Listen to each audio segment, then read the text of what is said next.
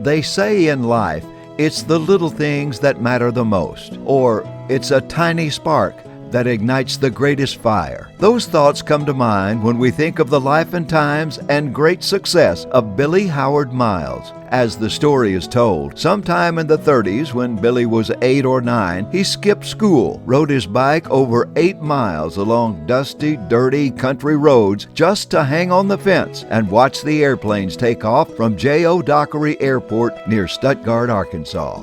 He was born in Lodge's Corner and has always wanted to be a pilot. He used to skip school and ride his bicycle to the J.O. Dockery Airport in Stuttgart. He hung on the fence and he watched all the pilots in their airplanes. But not one time did a pilot ever walk over and said, "Hey, little boy, would you like to come look at my airplane or take a ride around the patch?"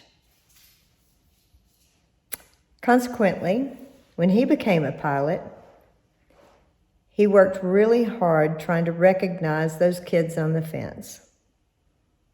He gave rides for free. He mentored young pilots. He taught for free. And there are people here tonight who are recipients of that. I know I was, his daughter. So when I got my license, he pounded it in me that I should never ignore the kid on the fence.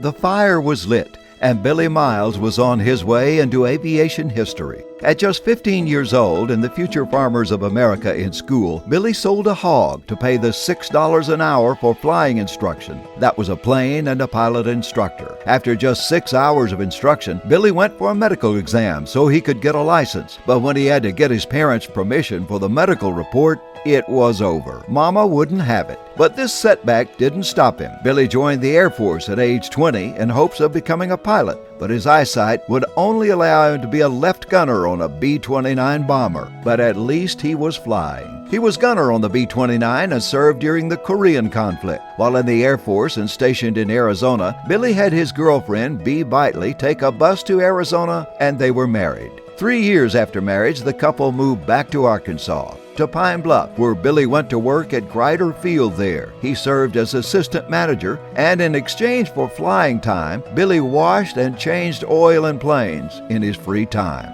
Billy did his original solo in 1954 in a nose gear PA-11. He soloed next in a 1946 Taylorcraft, and after 2 years, he was carrying a commercial ticket and had only spent $35 out of pocket. By June of 1956, with only 200 hours in his logbook, Miles had offers to fly for 2 reputable flying operations. He chose to go with Mayand and Dean because they used 115 horsepower cutback Cubs, and Billy felt more comfortable in those. He was one of 12 pilots in a firm that had 36 planes. Billy cut his flying teeth with this operation, and after almost 6 years, he moved to Ag Air, owned by Johnny Mullis, where he eventually flew a Call Air. Billy's daughter Rhonda remembers her taking him to work with her when she was just 4 years old, locking her in the chemical hopper while he flew to the job. Once there, the Loader boys were her babysitters. Billy moved the family to Grady, Arkansas to run a spin-off operation for Mullis in 1962. His wife Bee ran the office, and the 2 kids, Kevin and Rhonda, as soon as they could count, walk a straight line, and hold a flag, were put to work field flagging. In 1978, Billy bought the ag operation from Mullis and renamed it Dirty Bird Incorporated. That nickname stuck on Billy, and for many, Billy Miles would always be Dirty Bird. In his signature white slip-on tennis shoes, the operation grew, and he had a reputation as one of the best ag pilots anywhere. He hired his own flaggers and made sure they were as precise as possible.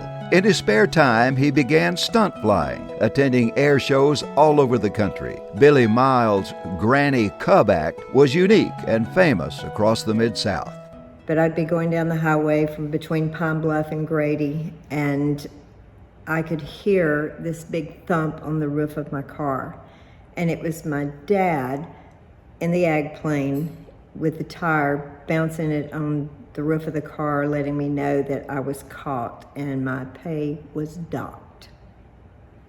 Thanks, Dirty Bird. He later became an air show announcer and avid aerial photographer, capturing the history of ag aviation in Arkansas. Friends remember Billy Miles as a man who never met a stranger and a man who never forgot the little boy on the fence near Stuttgart. He always helped others. Hoping to end his flying days without an accident, in 1989, his plane had a bit of a confrontation with some guy wires on a cross-county power line, and he was out for some time. But he never stopped working, sending instructions from his hospital bed to his daughter, who passed them on to the operation so it could keep going.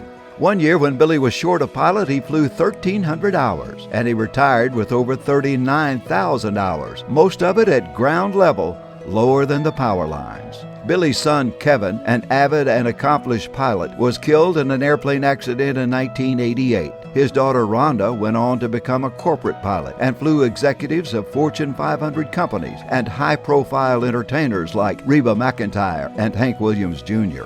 Billy Dirty Bird Miles retired to Nashville, Tennessee, and lived to be 92. Sadly, he flew into the heavens just weeks before his induction ceremony at the Arkansas Aviation Hall of Fame 2022. The little boy on the fence fulfilled his dream and soared into aviation history.